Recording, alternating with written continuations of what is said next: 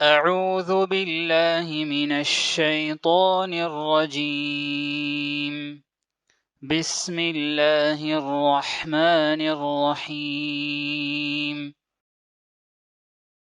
السلام عليكم ورحمة الله وبركاته. بسم الله والحمد لله والصلاة والسلام على رسول الله وعلى آله وصحبه ومن والاه وبعد.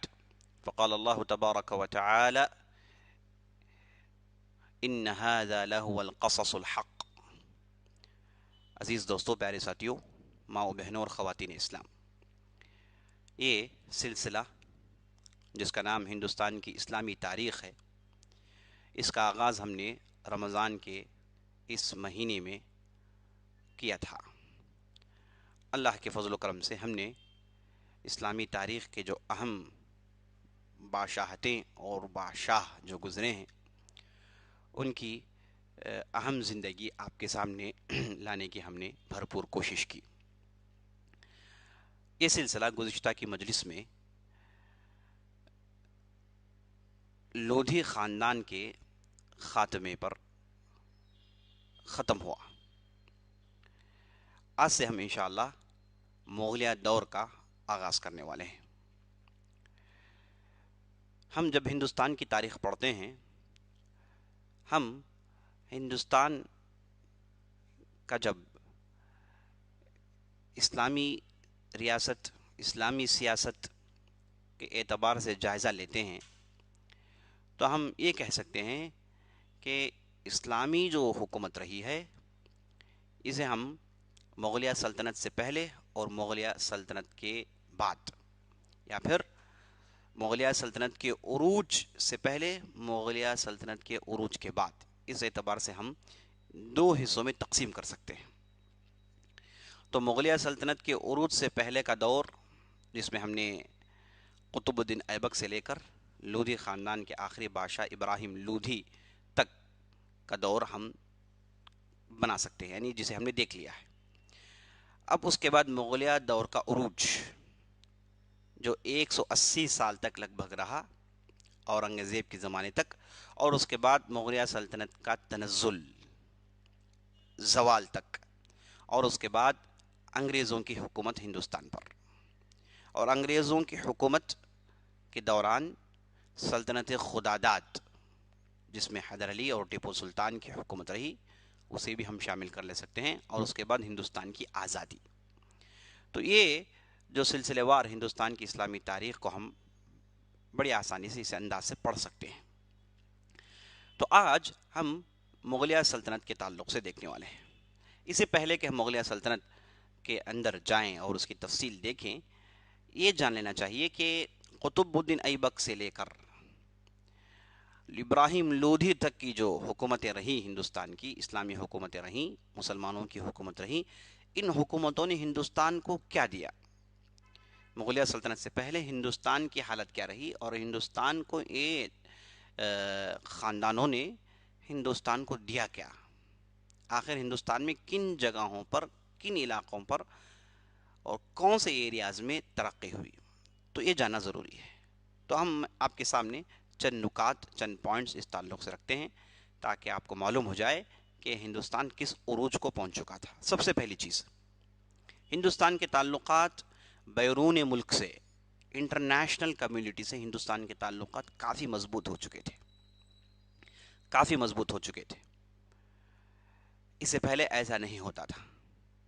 جنوبی علاقے میں چیرا چولا جو تھے، ان کے تعلقات اس طرف، انڈونیشیا جو آج ہے اس علاقے میں ان کی بعض سلطنتیں تھیں اور تعلقات تھے، لیکن اس طرف ویسٹرن ورلڈ، جہاں عرب ملک ہے، جہاں ترک ملک ہیں اور دوسرے علاقے ہیں جہاں سے یورپ کا راستہ نکلتا ہے، یہ یہاں سے تعلقات ہندوستان کے کافی مضبوط ہو گئے۔ یہاں سے لوگوں کا آنا جانا ہندوستان کے لیے بہت آسان ہو گیا تھا، ورنہ اس سے پہلے ایسا نہیں تھا۔ اور اس سے ہوا یہ کہ تجارت ہندوستان کی کافی ترقی کر گئی، یہاں کا اقتصاد، یہاں کی اکانومی کافی مضبوط ہو گئی، اتنی مضبوط ہو گئی کہ جب مغلیہ سلطنت یہاں پر آئی تو دنیا کی سب سے مالدار حکومت رہی، دنیا کی سب سے بہترین اور مالدار حکومت رہی جب مغلیہ سلطنت یہاں قائم ہوئی۔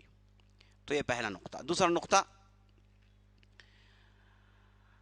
امن و امان بہت زبردست انداز میں تمام کو جوڑ کر حکومت کر کے امن و امان قائم کرنا، اس کا نمونہ ان لوگوں نے پیش کیا.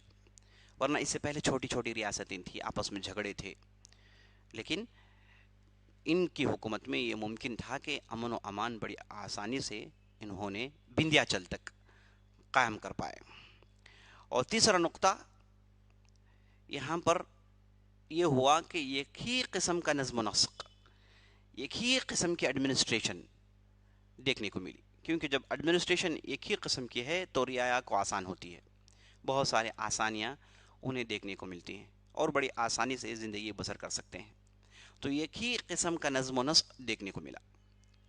اور جب بھی کوئی نیا بادشاہ آتا، اگلے بادشاہ کے بہت ساری چیزوں کو بدلاتا نہیں، انہی چیزوں کو لے کر آگے بڑھتا اور نئی چیزوں کو جوڑتے جاتا. تو بالکل اس سے پہلے ایسا نہیں ہوتا تھا. اس سے پہلے ہوتا یہ تھا کہ جب بھی نیا بادشاہ آیا تو اگلے بادشاہ کے تمام احکامات عامر کو نسخ کرتا اور اس میں بہت ساری تبدیلیاں لاتا، تو ایک دم پریشانی کا سامنا کرنا پڑتا تھا عوام کو. تو یہاں پر ایک ہی قسم کا نظم و نسق ہونے کی وجہ سے امن و امان بڑی آسانی سے قائم ہو گیا تھا. اور یہاں تک کہ ایک ہی قسم کے نظم و نسق ہونے کی وجہ سے عوام اور مالداروں کے لباس بھی ایک ہو گئے. لباسوں میں بھی کافی تبدیلی آئی، ورنہ اس سے پہلے لباسیں ایسی نہیں ہوتی تھی. لباسیں ایک ہی قسم کی لباسیں برسر عام آئیں، اور مالدار ہو کے، غریب ہو کے، لاچار ہو کے، بہت بڑا تاجر ہو، جو بھی ہو، لباسیں ایک ہونا نظر آئیں. اور قوموں کی عادات و اطوار تقریباً ایک ہوتی نظر آئیں، چاہے وہ مسلمان ہو، چاہے ہندو ہو، چاہے کسی بھی فرقے اس کا تعلق ہو، لیکن ایک ہم آہنگی جسے کہتے ہیں، ایک یکسانیت ظاہری طور پر دیکھنے کو ملی.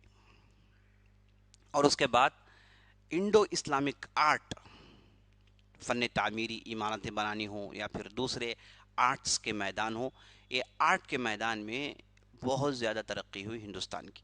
ورنہ اس سے پہلے ہم ان چیزوں کو دیکھ نہیں سکتے تھے. بہت ساری قالین ہو گئی، برتن ہو گئے، استعمال کرنے کی چیزیں ہو گئیں، کھانا پینے کے سامان ہو گئے، تو اس میں کافی اس میں جو ہے ترقی ہوئی. اور اس کے بعد زبانیں، نئی زبانیں ایجاد ہوئی، خاص طور پر اردو زبان جو آج ساری دنیا میں نمبر 5 پر ہے، جسے سب سے زیادہ لوگ بولتے ہیں. بول چال کی زبان اردو زبان کا آغاز انہی کے لوگوں پر، انہی کے زمانے میں ہوا. اور اس کی بھی کئی ترقیاں ہوئی، دکنی، ریختہ، یہ جو ترقیاں ہیں، اس کی جو مختلف صورتیں ہیں، یہ سب کچھ انہی کے دور میں پیش آیا، جو ہندوستان کے لیے ایک بہت بڑی دین تھی، جو آج تک لوگ اس سے فائدہ اٹھا رہے ہیں. اور مال کی فراوانی، جسے میں نے پہلے ذکر کیا، تو غیر ضروری مال کی فراوانی ہوئی ہندوستان میں. اور ارزانی اور مال کی فراوانی، یہ دو ایسی چیزیں تھیں جنہیں بڑے اچھے انداز سے ٹیکل کیا گیا، اور اس کے ذریعے سے لوگوں کو بہت زیادہ فائدہ ہوا. اور توحید کا احیاء، اس سے پہلے ہندوستان میں توحید، ایک خدا کی عبادت کا تصور دور دور تک نہیں تھا. یہاں کی مختلف مذاہب، یہاں کے مختلف فرقے، یہاں کے مختلف عادات و اطوار، رسم و رواج، ان میں توحید کا جو شعلہ یہ لگ بھگ بجھ چکا تھا. تو مسلمان آئے تو یہاں پر توحید کا عروج ہوا، اور تزکیۃ النفس پر کافی کام ہوا، اور مذہبی رنگ کو ایک نئے ڈھنگ سے یہاں کے لوگوں نے دیکھا. مذہب، ایک اچھے خاصے مذہب کو لوگوں نے بڑی قریب سے دیکھا. یہ ہندوستان میں ہوا. اور اس کے بعد تاریخی کتب لکھنے پڑھنے، کتابیں لکھنے جمع کرنے میں بہت ہی زبردست کام ہوا. خاص طور پر تاریخ پر کافی کام ہوا، کیونکہ تاریخ ہندوستان میں نہیں تھا، یہ علم ہندوستان میں نہیں تھا. اس سے پہلے ریاضت، میتھمیٹکس، اور ہم نے بیرونی پر جب گفتگو کی تو بہت ساری ہندوستان کی جو پہلے سے ادھر کی پیداوار یہاں کی پیشکش تھی، اس کا ذکر کیا. لیکن تاریخ پر یہاں پر ایک مضبوط کام نہیں ہو رہا تھا. تو یہاں کے جو بھی بادشاہ آئے، انہوں نے تاریخ کے علم کو کافی فروغ دیا. اور اس کے بعد جنگی اسٹریٹجیز، جنگی فنون، لڑائی کے فنون، نئے ہتھیار، نئے اوزار، نئی چیزوں کو استعمال کرنا، یہ سب کچھ ہندوستان میں آیا. تو عزیز دوستو، یہ چند نکات تھی، چند چیزیں تھیں جو قطب الدین ایبک سے لے کر ابراہیم لودھی تک کے دور میں ہندوستان کو ملی، نئی چیزیں ملی. جو بھی میں نے باتیں بتائی یہاں کے لیے نئی چیزیں تھیں. تو یہ چیزیں تھیں جو ہندوستان کو یہ دور نے دیا. اب آگے چل کر جب ہم مغلیہ سلطنت کا مطالعہ کریں گے تو ان چیزوں میں سمجھیے کہ 4 چاند لگ گئے. ترقی پر ترقی ہوتی گئی. تو انشاءاللہ ہم جب مغلیہ سلطنت پر گفتگو کریں گے ان تمام چیزوں کو سامنے رکھنے کی کوشش کریں گے. یہ نکات ہم نے اس لیے بتایا تاکہ ہم کو معلوم ہو جائے کہ مسلمان یہاں پر آئے تو ایک رحمت بن کر آئے. ہاں ان کے درمیان آپسی لڑائیاں ہوئی بادشاہ ہونے کی وجہ سے. انسان تھے, یہ کوئی خلفائے راشدین نہیں تھے. یہ جو بادشاہ تھے ان کے درمیان لڑائیاں ہوئیں, اور یہ جو لڑائیاں ہوئی کبھی کبھار مسلمان اور غیر مسلمان کے درمیان, کبھی کبھار مسلمانوں کے درمیان. یہ ہمیشہ سے سلطنت کے لیے مسلمان آنے سے پہلے یہاں پر یہ چیزیں ہوتی رہی. آپ نے کئی مثالیں دیکھی, بہت ساری قومیں آپس میں لڑیں اور انہوں نے حکومتیں قائم کی, اور مسلمان آئے تو انہوں نے بھی اسی طرز پر حکومت کی. تو یہ جو انسان ہونے کے ناطے ان کے درمیان جو بھی لڑائیاں تھیں یہ موجود تھیں, ہر زمانے موجود تھیں. لیکن ان میں بعض بہترین ادوار آئے جن سے ہم کو یہ معلوم ہوتا ہے کہ لوگوں کو زیادہ فائدہ ہوا. تو جب بھی ہم کسی بھی سیاست کے تعلق سے گفتگو کرتے ہیں, پولیٹکس کی گفتگو کرتے ہیں, تو سب سے پہلی چیز ہم کو یہ دیکھنی چاہیے کہ یہاں کے عوام کیا وہ امن و امان سے تھی, کیا وہ چین و سکون سے ہے, کیا انہیں آرام مل رہا ہے, کیا یہاں پر مذہب کے نام سے تفرقہ کیا جا رہا ہے, مذہب کے نام سے لڑایا جا رہا ہے. یہی چیزیں دیکھنی چاہیے. مثال کے طور پر اگر امریکہ لے لیں, امریکہ میں اگر امن و امان ہے تو اس کی وجہ یہ ہے کہ وہاں پر اس رعایا کے لیے, پبلک کے لیے وہاں کے لوگ, وہاں کی جو بھی حکومتیں ہیں وہ کام کرتی ہیں. تو جب بھی ہم سیاست کی تاریخ پڑھیں گے یہی دیکھنی چاہیے کہ عوام کتنی خوش تھی. تو یہ جو دور رہا, اسلامی دور رہا, اس میں عوام کافی خوش تھی. اگر عوام خوش نہ ہوتی تو یاد رکھ لیجیے عزیز دوستو, حکومت نہیں کر سکتے تھے. عوام خوش ہونے کی وجہ سے مسلمانوں نے 1000 سال سے زیادہ ہندوستان کی سرزمین میں بڑی آسانی سے حکومت کی اور بہت اونچے درجے تک ہندوستان کو پہنچا دیا. عوام ان کے ساتھ تھی, پبلک ان کے ساتھ تھی, پبلک امن و امان میں رہا کرتی تھی. یہ چیز آپ اچھی طریقے سے جان لیجئے. تو یہ تھی مغل سلطنت سے پہلے کے حالات. اب چلیے مغلیہ سلطنت کی طرف آگے بڑھتے ہیں. ہم نے گزشتہ کی مجلس میں دیکھا کہ ابراہیم لودھی تھے, جو لودھی خاندان کے آخری بادشاہ. وہ بابر سے ایک زبردست لڑائی ہار جاتے ہیں 1526 میں. 1526 یعنی 1526 عیسوی میں پانی پت کی جو دوسری لڑائی تھی جس میں بابر نے ابراہیم لودھی کو شکست دی تھی, وہ بھی تفصیل انشاءاللہ آگے آئے گی. اب ہم یہ جان لیں کہ یہ مغل کون ہیں, یہ مغل کون ہیں, یہ منگول کون ہیں, یہ تاتار کون ہیں, یہ ترک کون ہیں. یہ چاروں الفاظ کے تعلق سے جاننا ضروری ہے, کیونکہ جب بھی ہم تاریخ کی کتابیں پڑھتے ہیں یہ الفاظ اصطلاحات لوگوں کو پریشان کرتی ہیں. کیا تتار منگول نہیں تھے, کیا مغول ترک نہیں تھے, تو یہ ترکی بولنے والے تھے, یہ کون تھے یہ. تو یہ چیزیں جاننا ضروری ہے. تو عزیز دوستو اس تعلق سے جان لیجئے کہ سب سے پہلی چیز موسیٰ. چلیے ہم شروع سے آتے ہیں. نوح علیہ السلام کی 3 اولاد تھی, سام, حام, یافس. سام, حام, یافس.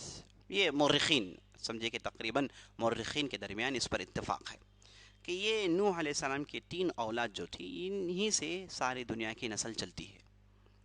عرب ہو گئے, یہ جو بنی اسرائیل وغیرہ ہو گئے, یہ سب ہے نا, یہ سام کی اولاد سے تھے. حام کی اولاد کے تعلق سے کہا جاتا ہے کہ افریقہ کے علاقے انہی کی اولاد سے ہیں. اور اس کے بعد یہ جو یافس تھے وہ جو اہل چین ہیں, اہل منگول ہیں, یہ سب یافس کی اولاد, ترک جو ہیں یہ یافس کی اولاد مانی گئی. تو یافس کے اولاد میں سے ایک شخص پیدا ہوئے جن کا نام تھا ترک. ان کا علاقہ جو آج ترکستان اور دوسرے علاقے جو قزاقستان, جو بھی علاقے آپ دیکھتے ہیں سینٹرل ایشیا کے, یہ علاقے صاحب انہی کے اولاد کے ہیں, اور چین بھی انہی کے اولاد سے ہیں. تو یہ جو ترک تھے ان کی بہت ساری لمبی نسل چلی, بہت سارے لوگ آئے. ان کی نسل میں 2 افراد آئے, ان کے 2 بیٹے سمجھیے کہ آگے ان کے پشت میں 2 بیٹے آئے. ان میں سے ایک تھا جس کا نام تھا مغل, ایک دوسرا تھا جس کا نام تھا تاتار. مغل اور تاتار. یہ مغل جو ہے اسی کو مغول بھی کہتے ہیں اور انہی کو منگول بھی کہتے ہیں. یہ جو مغول تھے وہ چین کے علاقے میں بس گئے, جہاں آج منگولیا, چین وغیرہ ہے, وہ ان علاقوں کے رہنے والے تھے, اسی لیے منگولیا نام بھی آیا. تو یہ مغول کی اولاد تھی. اور اس کے بعد تتار کی اولاد, وہ یہ سینٹرل ایشیا میں یہ لوگ آباد ہو گئے تھے. تو یہ ترک کی 2 اولاد تھی, ایک تھے تتار اور دوسرے تھے منگول یا پھر مغول یا پھر مغل, ایک ہی ہیں, منگول کہیے، اب مغول کہیے، اب مغل کہیے، سب ایک ہی چیز کے مختلف تلفظات ہیں۔ بعض لوگوں نے مغول کو مغل کا جمع مانا ہے، جو کہ غلطی ہے۔ مغول ایک تلفظ ہے، مغل ایک تلفظ ہے، منگول ایک تلفظ ہے۔ یہ سب ایک ہی لوگ ہیں جن کے 3 قسم کی تلفظات پائے گئے۔ اور اس کے بعد تاتار، تو تاتار مغول نہیں ہیں، تاتار یہ ترک کی اولاد ہیں، لیکن یہ مغول نہیں ہیں، یہ الگ ہیں۔ اور انہوں نے بڑی جارحانہ حکومت قائم کی، وحشیانہ طبیعت اختیار رکھتے تھے، اور انہوں نے بہت ہی بھیانک بربادیاں لائی زمین میں۔ اچھا، یہ جو مغول ہیں، یہ مغول کی اولاد جو آگے بڑھی، اس میں 2 اہم افراد آئے، کئی آئے تھے، اس میں 2 اہم افراد آئے۔ ان میں سے ایک فرد کا نام ہے چنگیز خان، ایک دوسرے فرد کا نام ہے تیمور۔ تیمور کا ذکر ہم نے گزشتہ کی مجلس میں سن لیا، جس نے 1397 میں 1397 میں 1397 میں اس نے ہندوستان پر حملہ کیا اور کافی ہندوستان کو نقصان پہنچا۔ یہ جو تیمور جو تھا، یہ بھی مغول نسل سے تھا، اور چنگیز خان یہ بھی مغول نسل سے تھا۔ سمجھیے کہ تیمور کے پڑدادا کے پڑدادا جو تھے، وہ تھے چنگیز خان صاحب، جو کہ مسلمان نہیں تھے۔ ان کے اولاد میں اسلام پھیلا، چنگیز خان کے اولاد میں اسلام پھیلا۔ یہ جو تیمور آئے، یہ چنگیز خان کے کئی 100 سال بعد آئے۔ جب یہ آئے تو ان کے خاندان والے پہلے سے ترکستان اور دوسرے علاقوں میں ان کی حکومت تھی، تو یہ صاحب نے زبردست حکومت قائم کی۔ یہ صاحب کے اندر جنون تھا کہ وہ بھی چنگیز خان جیسے بنے، اور ان کی بھی بڑی حکومت ہو، جہاں کہیں بھی جائیں میری حکومت ہونی چاہیے۔ یہ سمجھیے کہ دیوانے پن کے حد تک ان کے ذہن میں چیز داخل ہو چکی تھی۔ اور جو چنگیز خان جو صاحب تھے، وہ اسی مغول سے ان کا تعلق تھا۔ یہ ان سے پہلے انہوں نے کافی ہنگامہ مچایا، ان کی اولاد نے عالم اسلامی کو برباد کیا۔ مسلمان نہیں تھے، لیکن اللہ نے ان کی اولاد میں اسلام دے دیا۔ بعض روایتوں کے مطابق ہلاکو خان جو تھے، وہ صاحب مسلمان ہو چکے تھے، اور اس کے بعد ان کی نسل میں اسلام پھیل گیا تھا۔ تو تیمور مسلمان تھے، اور ان کے آبا و اجداد مسلمان تھے، اور یہ اسلام کا نام فقط اپنے اندر رکھتے تھے۔ اور جب بات سیاست کی آئے، بات اپنی دولت، اپنی سیاست کو پھیلانے کی آئے، اس وقت انہوں نے اسلام کو بالائے طاق رکھا، اور جب بھی کسی بستی میں داخل ہوئے، وہاں پر انہوں نے بستی کو لوٹا اور بستیوں کو جلایا، بے تحاشا جلایا، سوائے مسجد، خانقاہ، مدرسوں کے تمام چیزوں کو انہوں نے جلایا۔ لیکن یہ چیز ہم کو بڑی اچھے انداز سے جان لینی چاہیے، یہ صاحب نے جو کیا اسے اور اسلام سے کوئی تعلق نہیں۔ یہ جو غلطی کیے ہیں، ہم مسلمان کہتے ہیں کہ غلطی ہے۔ جیسے سکندر نے غلطی کی، اس نے حکومت پھیلانے کے لیے کتنے لوگوں کو مارا، ہم اس کا مذہب نہیں دیکھتے۔ ویسے ہی تیمور نے جو حرکت کی، اس کے مذہب کو دیکھنا نہیں چاہیے۔ یہ صرف اپنی دولت اور سیاست کو بڑھانے کے لیے، یہ جو دیوانگی کی حد تک جنون طاری تھا، اس جنون کو پورا کرنے کے لیے انہوں نے حرکت کی۔ تو تیمور کی حرکتوں کو اسلام کو جوڑ کر دیکھنا ہرگز جائز نہیں۔ اگر کسی نے تیمور کو برا بلا کہا اس ناحیے سے، تو ہم مانیں گے، کہیں گے کہ ہاں یہ غلطی تھی تیمور کی۔ تو یہ بات اچھی طریقے سے جان لیجیے عزیز دوستو۔ تو یہ جو تیمور تھے، جو چنگیز خان کے کئی 100 سال بعد آئے، ان کی وفات 404 عیسوی میں ہوئی۔ 404 عیسوی میں ہندوستان پر ہنگامہ کرنے کے بعد واپس گئے، اور 404 عیسوی میں یہ صاحب وفات پا جاتے ہیں۔ اب یہ ہندوستان آنے سے پہلے انہوں نے افغانستان، ترکستان، ان علاقوں کو اپنے قبضے میں لے لیا تھا۔ اب ہم جب قطب الدین ایبک کی بات شروع کی تو ہم پورے کے پورے ہندوستان میں آ گئے۔ جب غزنوی سلطنت کی بات کر رہے تھے تو ہم نے افغانستان اور دوسرے علاقوں، بلخ وغیرہ کے علاقوں، سمرقند علاقوں کی بات تاریخ آپ کے سامنے رکھی۔ لیکن جب قطب الدین ایبک کا آغاز ہوا تو ہم نے پورا زور، پورا کنسنٹریشن ہم نے ہندوستان میں ڈال دیا، کیونکہ وہی ہمارا موضوع ہے جس پر ہم گفتگو کر رہے ہیں۔ تو یہ جو تیمور صاحب آئے تھے، یہ ہندوستان پر آئے، اس کا ذکر ہم نے کیا، لیکن ہندوستان آنے سے پہلے سندھ کا علاقہ، بلوچستان کا علاقہ، افغانستان کا علاقہ، ترکستان کا علاقہ، ان تمام علاقوں کو انہوں نے اپنے قبضے میں کر لیا، اور یہ جو ان کے اندر جو جوش تھا، جو پھیلانے کا جوش تھا، انہوں نے کافی دور تک پھیلایا۔ اب یہ جو تیمور جو صاحب تھے، انہوں نے صرف ہندوستان پر حملہ نہیں کیا، جہاں کہیں بھی گئے انہوں نے یہی قیامت برپا کیا۔ جہاں کہیں بھی گئے ان کی یہی حرکت رہی، یہی قتل عام رہا۔ لیکن تعجب کی بات یہ ہے، دیکھیے عجیب و غریب لوگ تاریخ میں گزرے ہیں۔ یہ جو تیمور صاحب تھے بڑے عجیب و غریب تھے۔ یہ بستی میں داخل ہوتے ہیں تو بستی کو جلا ڈالتے ہیں، اور جیسے ہی بستی ان کے ہاتھ میں آ جاتی ہے، ان کی حکومت وہاں پر قائم ہو جاتی ہے، تو بڑا ہی امن و امان، انصاف قائم کرتے تھے، انصاف و عدل کو قائم کرتے تھے۔ رعایا ان سے ان کی حرکتوں سے خوش ہو جایا کرتی تھی، انصاف قائم کرتے تھے، اور اسلامی رسم و رواج کو قائم رکھنا بھی یہ پسند کرتے تھے. یعنی عجیب و غریب، یعنی اپنی بستی میں داخل ہونے سے پہلے ایک رویہ، بستی میں داخل ہو کر بستی ان کی ہو گئی تو ایک الگ رویہ. سبحان اللہ. تو یہ اس چیز کے لیے تیمور مشہور ہے. تو تیمور جو ہندوستان پر حملہ کیے، بہت جہاں کہیں بھی گئے انہوں نے ایسا ہی حملہ کیا. تو اب لوگ یہ کہتے ہیں کہ غزنوی جو تھے ہندوستان پر حملہ کیے، تو یاد رکھ لیجئے ہندوستان پر حملہ نہیں، ان کا حملہ یہ جہاں ان کی بستی تھی آس پاس کے علاقوں میں ان کے ایسے ہی حملے ہوتے تھے. لیکن تیمور اور غزنوی محمود غزنوی میں آسمان زمین کا فرق ہے. محمود غزنوی وحشی اور جارحانہ طبیعت کے نہیں تھے، یہ جو تیمور تھے وہ اسی طبیعت کے تھے.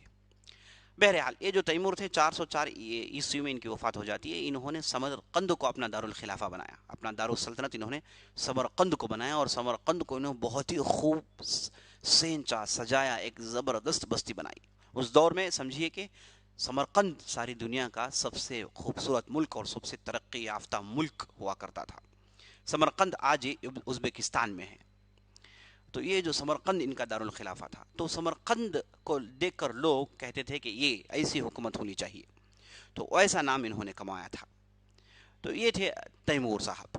اچھا، تیمور کے چھٹی نسل میں، تیمور کے چھٹی پشت میں ظہیر الدین پیدا ہوئے، جنہیں لوگوں نے بابر کہا. لوگوں نے انہیں بابر کے نام سے یاد کیا. ظہیر الدین ایک عربی نام تھا، چونکہ یہ ترک جو تھے یہ عربی تلفظ ٹھیک سے ادا نہیں کر پاتے تھے، تو انہوں نے ان کا نام بابر رکھ دیا. ان کی زبان میں شیر کو کہتے ہیں، تو یہ نام تھا ان کا ظہیر الدین کا. بابر کے نام سے مشہور ہوئے. تو یہ جو منگول کہیے آپ، تتار کہیے آپ، یہ سب کی زبان ترکی زبان تھی. یہ ترکی زبان بولتے تھے، ترکی زبان کو ترقی دیتے تھے، چاہے وہ محمود غزنوی ہو یا پھر شہاب الدین غوری ہو یا پھر اس کے بعد جو بھی آئے، یہ سب ترکی زبان بولنے والے تھے. تو عربوں کے بعد ترکی اپنی حکومت قائم کیے، اور اس کے بعد جب لودھی آئے، یہ جو لودھی تھے یہ افغان تھے، یہ پٹھان تھے، لودھی پٹھان تھے، اور انہوں نے فارسی کی سرپرستی کی. سکندر لودھی کے تعلق سے آپ نے گزشتہ کی مجلس میں گفتگو سن لی. تو انہوں نے فارسی کی سرپرستی کی تھی. تو پہلے عرب، بعد میں ترک، بعد پھر فارسی، اور پھر مغول آئے تو انہوں نے فارسی کو اپنے پاس رکھا اور ترکی زبان کو بھی یہ ترقی دیتے رہے. تو یہ ظہیر الدین بابر جو تھے، یہ تیمور جانے کے بعد لگ بھگ سمجھے کہ 70-75 سال کے بعد یہ پیدا ہوئے فرغانہ ایک علاقے میں، جو وہیں ترکستان ازبکستان کے آس پاس یہ علاقہ پڑتا ہے، افغانستان کے بارڈر وغیرہ میں. تو اس علاقے میں پیدا ہوئے. تو جب پیدا ہوئے تو ایسے خاندان میں انہوں نے آنکھیں کھولیں جو پہلے سے اس علاقے کے شہزادے تھے، پہلے ہی اس علاقے کے حکمران تھے. تیمور کے جو کئی گورنرز تھے، ان میں سے ایک گورنر کے یہاں یہ پیدا ہوئے. تو یہ جو تھے فرغانہ کے حاکم مقرر ہوئے ان کے سرپرست جانے کے بعد. لیکن وہاں کے آپسی جھگڑوں کی وجہ سے انہیں ان کی گورنری سے دھکے دے کر نکال دیے گئے تھے، اور گورنری سے نکلے تو در بدر ہو گئے، جلا وطن ہوئے، دوسرے علاقے میں گئے. تو یہ ہندوستان آنے سے پہلے بہت سارے علاقوں میں بھٹک رہے تھے. ایسے بھی دور آئے کہ بابر ایک زمانے میں بغیر چپل کے شہروں میں گھوما کرتے تھے. سمرقند ہو گیا اور دوسرے علاقے ہو گئے، غزنی ہو گیا، ان علاقوں میں بغیر چپل کے گھوما کرتے تھے. اتنی ان کی قسم پرسی کا عالم ہو گیا تھا، فقیری کا یہ عالم ہو گیا تھا. تو اچانک ان کی زندگی میں تبدیلی آتی ہے، یہ دوبارہ اٹھ کے کھڑنا چاہتے ہیں. تو دوبارہ اٹھ کے کھڑتے ہیں اپنی محنتوں سے، دوبارہ فرغانہ جو ان کا علاقہ تھا اس پر دوبارہ قابض ہو جاتے ہیں. اور اس کے بعد دیکھتے ہی دیکھتے ان کے اندر اتنی ترقی ہو جاتی ہے اور ان کے آس پاس اتنے زبردست لوگ جمع ہو جاتے ہیں، ایک مضبوط لشکر قائم کرتے ہیں. اور اس کے بعد وہاں سے یہ آگے بڑھتے ہیں تو غزنی کو اپنے قبضے میں لے لیتے ہیں، اور سمرقند کو اپنے قبضے میں لے لیتے ہیں، دوسرے علاقوں کو اپنے قبضے میں لے کر ہندوستان میں آنے کے لیے تیار رہتے ہیں. میں آپ کو یہ بھی بتا دوں کہ یہ 1526 میں ہندوستان میں حملہ کرنے سے پہلے 4 مرتبہ ہندوستان میں حملہ کر چکے تھے. اور ہم جانتے ہیں علاء الدین خلجی اور اس کے بعد محمد بن تغلق، غیاث الدین تغلق، یہ ایسے لوگ تھے جنہوں نے مغولوں کو ہندوستان میں آنے نہیں دیا تھا. بالکل سد باب ہو گیا تھا، بالکل بڑے خطرناک انداز سے منگولوں کو ہندوستان میں داخل ہونے نہیں دیا تھا. تو ان میں بعض حملے بابر نے بھی کیے تھے لیکن آ نہیں پائے، آ نہیں پائے. تو جب لودھیوں کی حکومت قائم ہوئی تو لودھیوں خاص طور پر سکندر لودھی کے بعد یہ خاندان میں جو آپسی جھگڑے آپسی چشمک جو ہو رہا تھا یہ عام طور پر ایسے ہی ہوتا ہے. جب آپس میں لڑائی ہو جائے خانہ جنگی ہو جائے دربار میں لڑائی ہو جائے تو باہر کے لوگ بڑی آسانی سے داخل ہو جاتے ہیں. تو بابر بھی لودھیوں کی لڑائی کے انتظار میں تھے. لڑائیاں جب ہو رہی تھی تو لودھی خاندان کے ایک فرد جن کا نام دولت خان تھا جو لاہور کے حاکم تھے صوبیدار تھے انہوں نے بابر سے کہہ دیا کہ اب آ جائیے آپ کے آنے کا موقع ہے. یعنی اسے معلوم ہوا کہ بابر باقاعدہ ہندوستان پہ چڑھائی کرنے کے لیے بالکل تیار تھے. وہ علاقوں کو اپنے قبضے میں کر لیا فوج تیار کر لی اور ہندوستان میں داخل ہونے کے لیے بےتاب ہو رہے تھے لیکن ہو نہیں پایا. 2-3 مرتبہ حملہ کیے اس سے پہلے کہ بادشاہوں نے آنے نہیں دیا.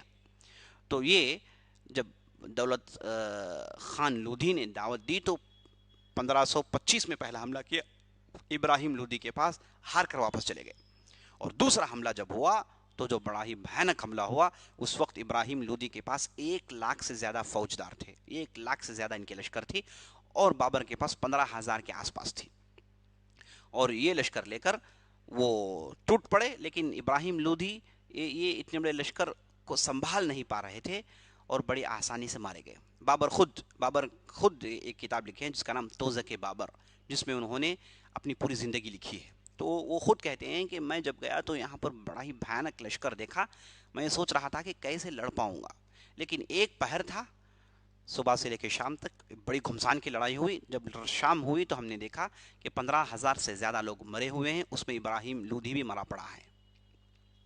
اس کے بعد کہتے ہیں کہ اس کے بعد میں بڑی آسانی سے داخل ہو گیا اور دلی میرے ہاتھ میں آ گئی. تو عزیز دوستو یہ تھے مغلیہ سلطنت اور یہ تھے بابر اور یہ دلی میں آ جاتے ہیں. 1526 میں ان کی حکومت قائم ہو جاتی ہے اور اس کے بعد ان کی حکومت 4 سال کے لیے رہی اور یہ ایسی حکومت قائم کی کہ آگے چل کر 350 سال تک ان کے اصولوں پر انہوں نے حکومت کی. اور ان کے اصولوں پر جب حکومت ہوئی تو زبردست ساری دنیا میں نمبر 1 ملک بن گیا تھا ہندوستان. تو بابر اگرچہ کہ 26 سال غزنی میں ان کی حکومت رہی لیکن ہندوستان میں صرف 4 سال کی حکومت رہی لیکن ہندوستان کے رگ و ریشے سے واقف ہو گئے.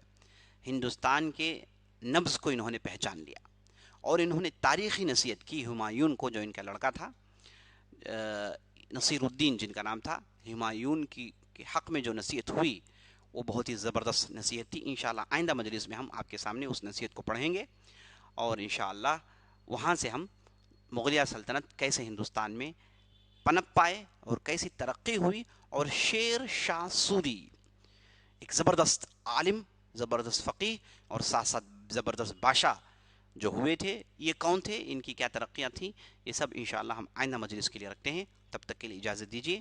انشاءاللہ ہم پھر آپ کے ساتھ تازہ موضوعات کو لے کر آپ سے ملاقات کریں گے.